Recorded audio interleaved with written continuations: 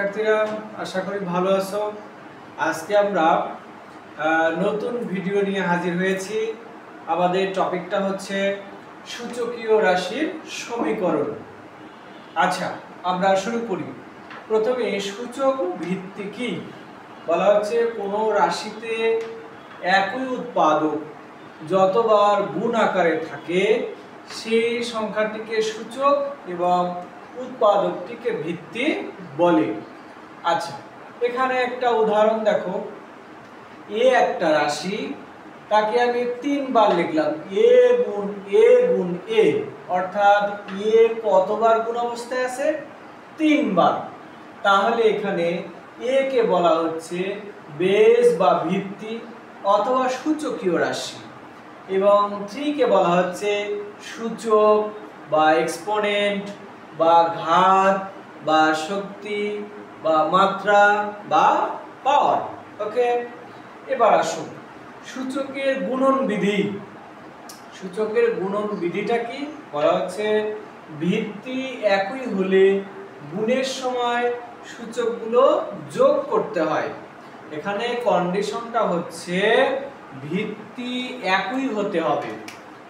ভিত্তি একই হলে, তাহলে দেখো এখানেও ভিত্তি এ, এখানেও ভিত্তি এ, এটা হচ্ছে a to the power n গুণ a to the power n। তাহলে আমাদের কি হবে, একটা a নিয়ে গুণ থাকলে সূচকগুলোর মাঝখানে কি চিহ্ন হবে? যোগ চিহ্ন হবে। ওকে, আচ্ছা, সূচকের ভাগ বিধি। এখানে সেম কথা। দেখো ভিত্তি একই হলে ভাগের সময় সূচকগুলো বিয়োগ করতে হয়। অর্থাৎ দেখো a to the power m ভাগ a to the power n সমান a to the power m minus n।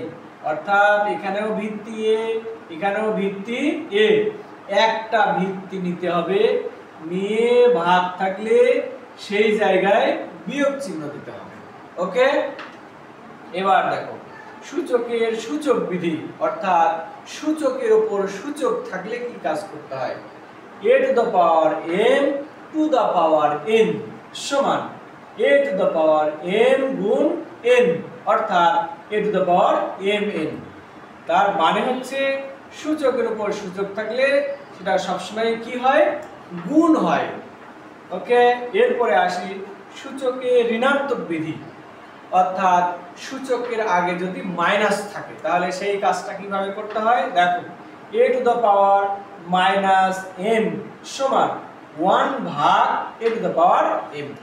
অর্থাৎ সূচকের ঋণাত্মক বিধি মানে হচ্ছে সেটা একটা ফ্র্যাকশন বা ভগ্নাংশ, আর ওই ভগ্নাংশের লব সবসময় 1, হর হবে ওই রাশিটা নিজেই।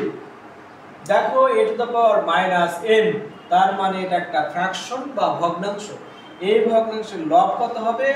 1, হর কত হবে? ওই রাশিটা নিজেই। ঠিক আছে, এই মাইনাসের কারণে এখানে ভাগ চিহ্ন হয়েছে। ওকে, লাস্ট দেখো সূচকের শূন্য বিধি, অর্থাৎ সূচক যদি 0 হয়, কোনো কিছুর উপর সূচক যদি 0 হয় তাহলে তার মান কত হবে? সবসময় 1 হবে।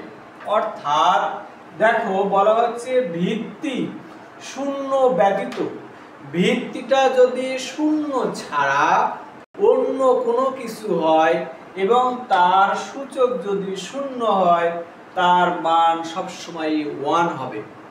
তাহলে সূচকের শূন্য বিধিটা কি? a টু দ্য পাওয়ার 0 সমান 1, যেখানে a নট ইকুয়াল 0, অর্থাৎ এই ভিত্তি যদি 0 হয় তার উপর যদি পাওয়ার 0 হয় তাহলে কিন্তু তার মান 1 হবে না।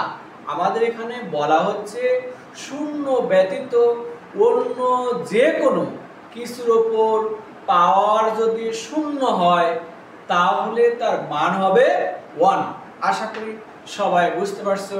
See you next class. Thank you.